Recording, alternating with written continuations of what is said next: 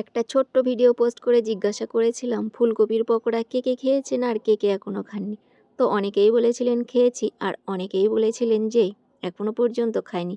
তো যারা খাননি তারা এই রেসিপিটি দেখে বাসায় একবার ট্রাই করতে পারেন। আজকে নিয়ে চলে আসলাম ফুলকপির পকোড়া। পকোড়া বানানোর জন্য প্রথমে আমি ফুলকপিগুলোকে ঠিক এভাবে কেটে নিয়েছি। এবার লবণ দিয়ে মোটামুটি 80% মতো সিদ্ধ করে নিয়েছি।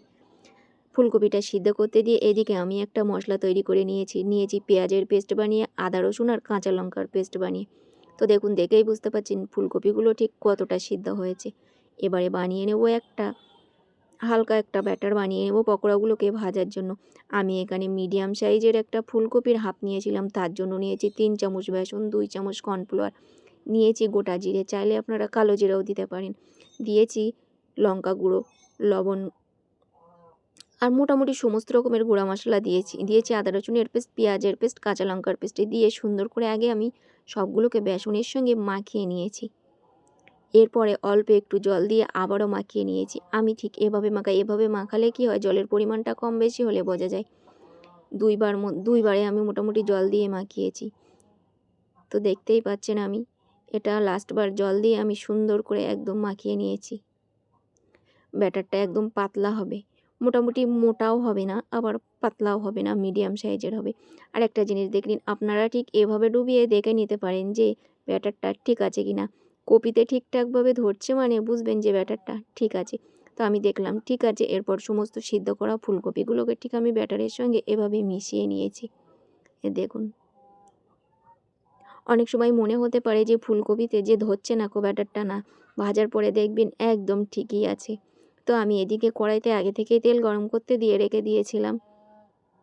তেলটা যখন গরম হয়ে গেছে আমি পকোড়াগুলোকে ব্যাটারে ডুবিয়ে একে একে সব ভেজে নিয়েছি। তো আমার যেটা হয়, যে কোনো ভাজা পোড়া করতে গেলে প্রথমটা আমার একটু অসুবিধা হয়ে যায়। দেখতেই পাচ্ছেন সবগুলো মনে হচ্ছে জড়িয়ে গিয়েছে। হ্যাঁ, জড়িয়েই গেছিলো, কিন্তু ভাজার পরে দেখলাম যে না, একদম, এই দেখুন একদম সব একটা একটা হয়ে গেছে। তো একইভাবে আমি পরেরগুলোও ভেজে নিয়েছি। দ্বিতীয়বার ভাজার সময় আমার এগুলো খুব সুন্দর হয়েছিল, দেখেই বুঝতে পারছেন। দেখুন পকোড়াটা কত সুন্দর হয়েছে, একদম লোভনীয়। তো ভাজা হয়ে গেছে, আমি প্লেটে একটা টিস্যু বিছিয়ে নিয়েছি মোটামুটি এক্সট্রা তেলটা যাতে শুষে যায় সেজন্য। তো সবগুলো আমি প্লেটে সার্ভ করে নিয়েছি। দেখুন ভিতরটা কত সুন্দর হয়েছে। আর এটা কিন্তু একদমই গরম গরম খেতে হয়, ঠান্ডা হয়ে গেলে একদমই ভালো লাগে না।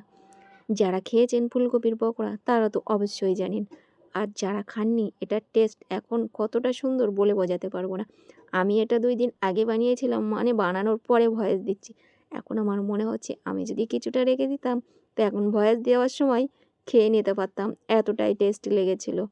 তো অবশ্যই একবার বানাবেন। এখন তো শীতের সিজন, আর শীতের সিজনে শুধুমাত্র ফুলকপি রান্না করে কেন, পকোড়া বানিয়েও খেয়ে নেন। সবাই ভালো থাকবেন, সুস্থ থাকবেন। আল্লাহ হাফেজ।